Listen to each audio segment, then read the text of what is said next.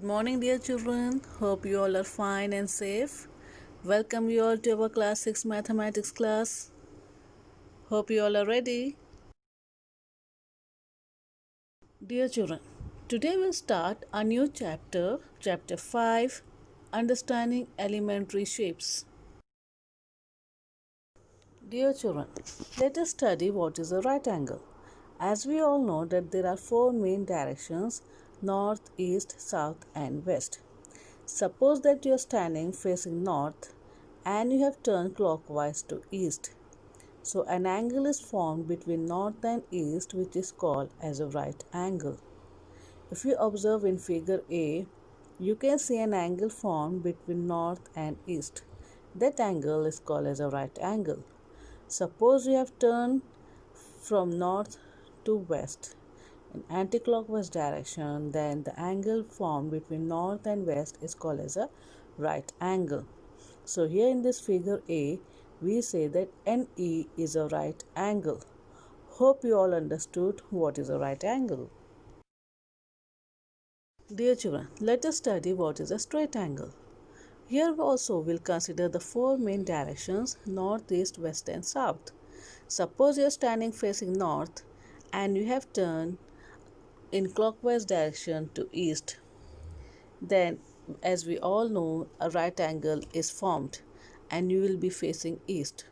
Suppose from east you have taken a right angle turn towards south, then you will be facing south. So the turn from north to south is by two right angles. So two right angles are said to be a straight angle. So in the above figures, NS is a straight angle. Hope you all understood what is a straight angle. Dear children, now let us see what is a complete angle. Consider the four main directions: north, east, west and south. As we all know that to move from north to east in a clockwise direction, we are taking a right angle turn. Again, to move from east to south in clockwise direction, we are taking one more right angle turn. And we know that two right angles form a straight angle. Now again from south to west, if we move in the same direction, we are making one more right angle. Again from west to north, if we move, we are making another right angle. So here four right angles are formed, or we can also say that two straight angles are formed. So turning by two straight angles or four right angles in same direction makes a full turn. This one complete turn is called one revolution. So the angle for one complete revolution is a complete angle. Dear children, we can see such revolutions on clock faces. When hands of a clock moves from one position to another, it turns through an angle.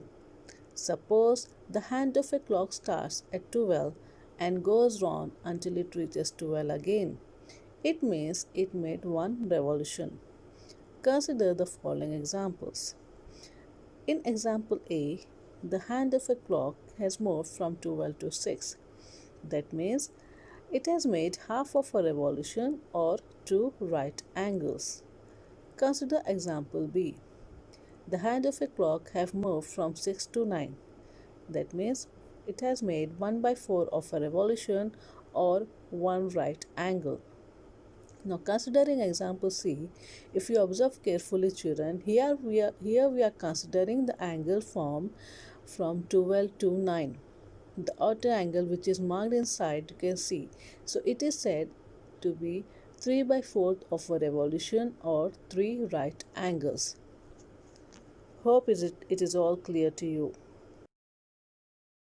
Dear children, now we have studied right angle, straight angle and complete angle. Let us see what are acute angle, obtuse angle and reflex angle. So first let us see what is an acute angle. An angle smaller than a right angle is called acute angle. We all know what is a right angle. So any angle which is smaller than the right angle is called as acute angle. If you can see here, these three are the examples of acute angle.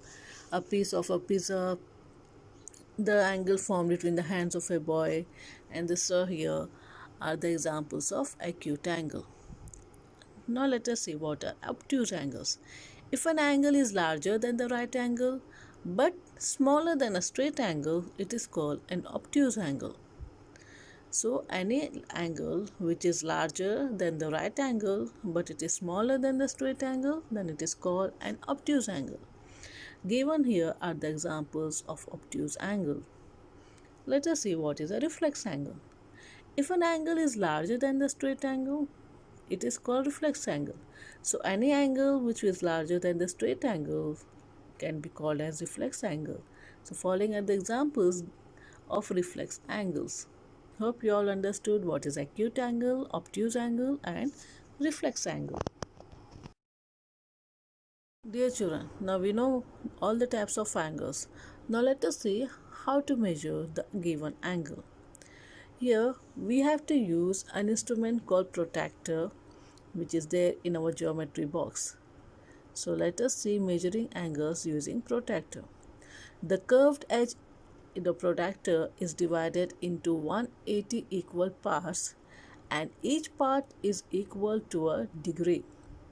So the markings start from 0 on the right side and ends with 180 degree on the left side. And it also starts from 0 degree on the right side and ends with 180 degree on the right side. Now suppose you want to measure an angle ABC.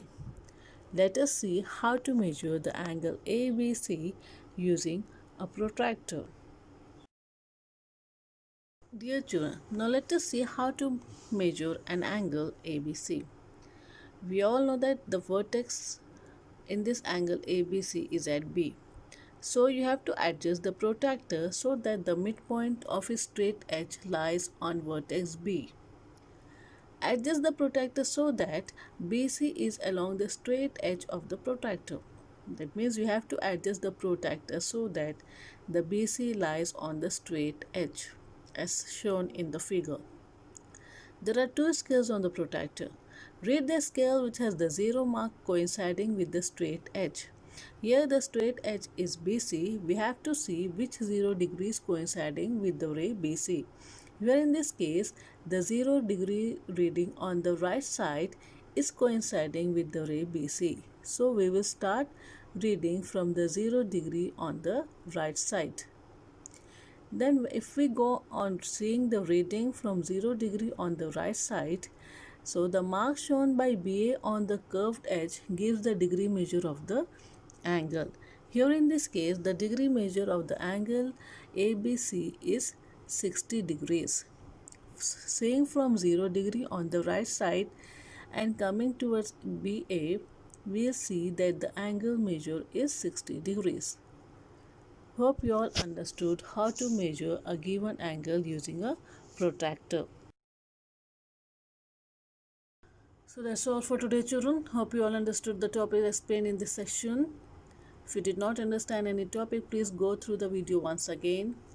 Thank you all. Take care. Have a nice day.